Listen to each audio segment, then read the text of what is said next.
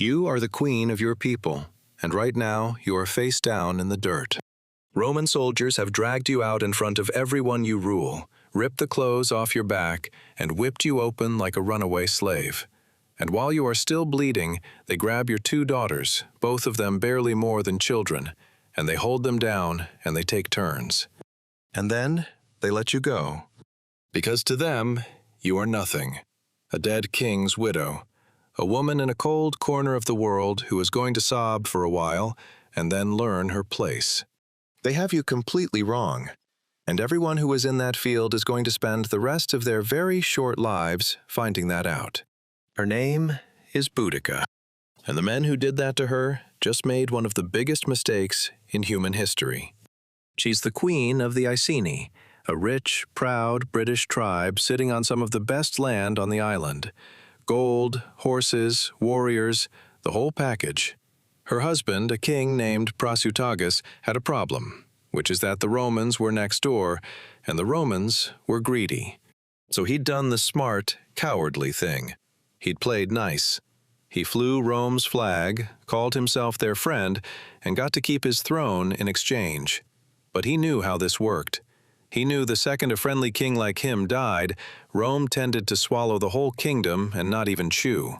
And he had no son. He had 2 daughters. So when he was dying, he wrote a will, and he thought it was clever.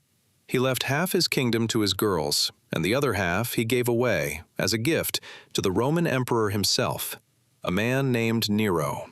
The idea was simple. Buy the emperor off. Make Rome a part owner.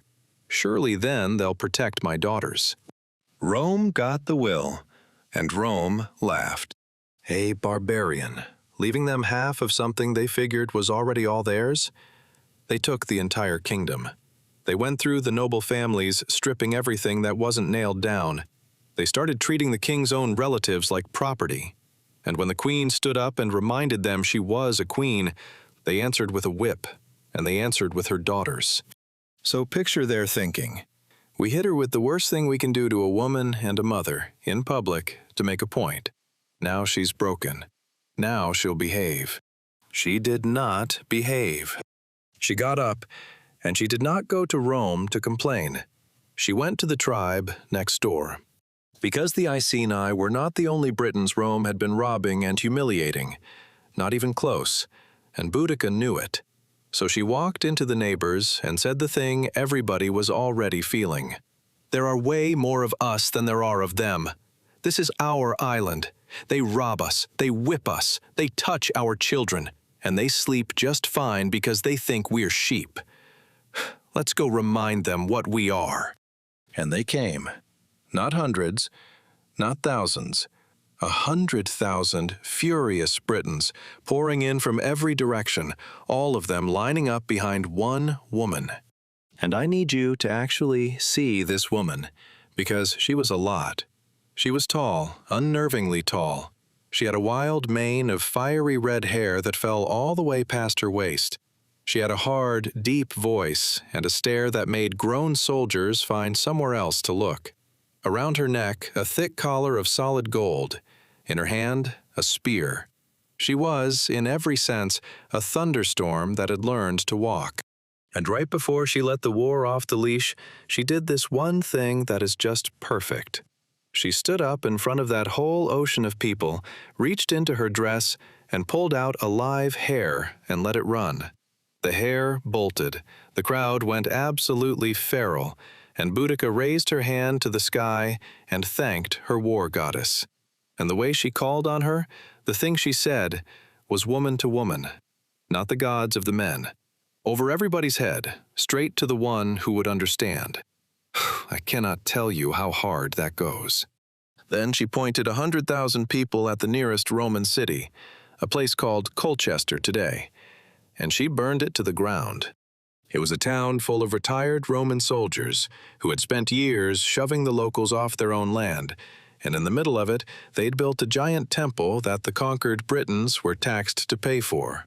A monument to the men who beat them, on their dime.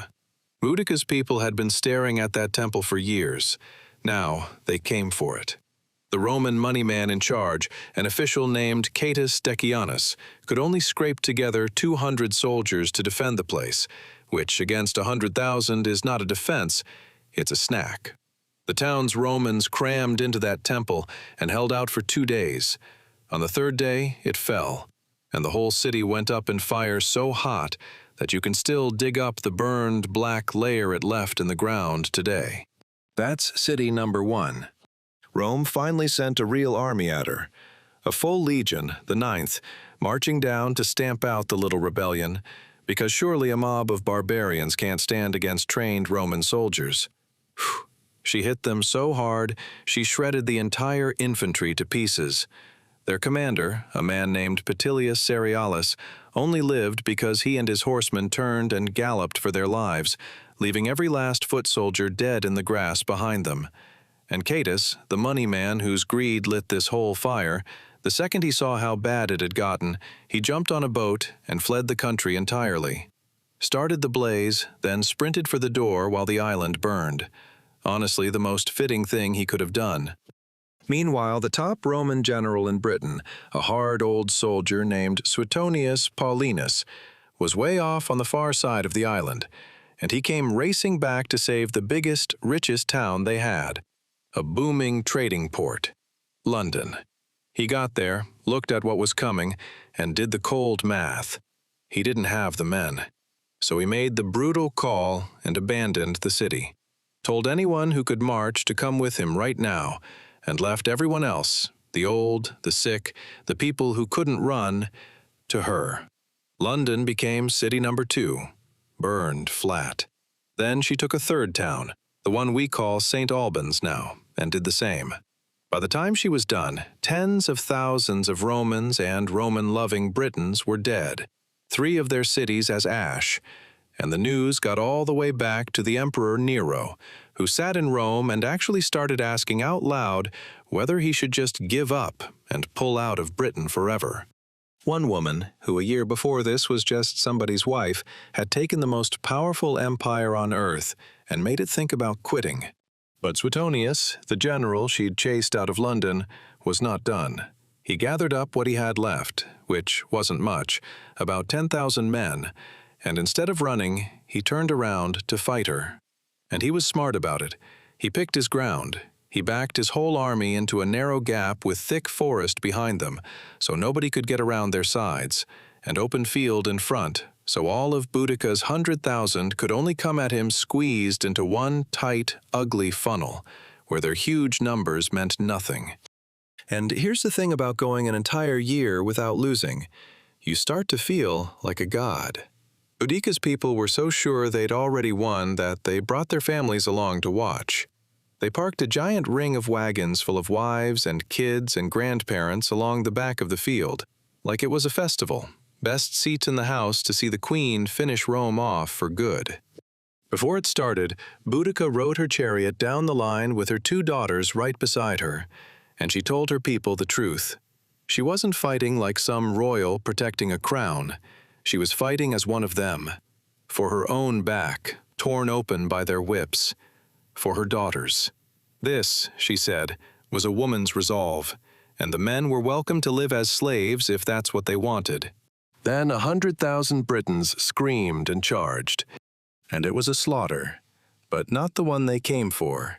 In that narrow gap, the Romans held in a tight wall of shields and just would not break, and every Briton who rushed in got funneled straight onto their blades. The numbers that had felt so unstoppable in the open had nowhere to go, and when the front finally buckled and the Britons turned to run, they hit their own wall of wagons. The festival seating, the wives and children they'd brought to watch, became the thing that trapped them, and the Romans cut through all of it. The field that was supposed to be Boudicca's victory party became the place her revolt died. But here's the part Rome never got to enjoy. They never put Boudicca in chains. They never dragged her through their streets as a prize. She died on her own terms, by her own hand, rather than hand them the satisfaction. Right to the very end, she refused to be anybody's trophy. And in the long run, Rome won the island and lost the only thing that mattered. Because go to London today, walk down to the river, right up to the seat of government of a country that once ruled a quarter of the planet. And standing there, cast in bronze, towering over the traffic, is a fierce woman in a war chariot, with her 2 daughters at her side, charging forever at an enemy that isn't there anymore.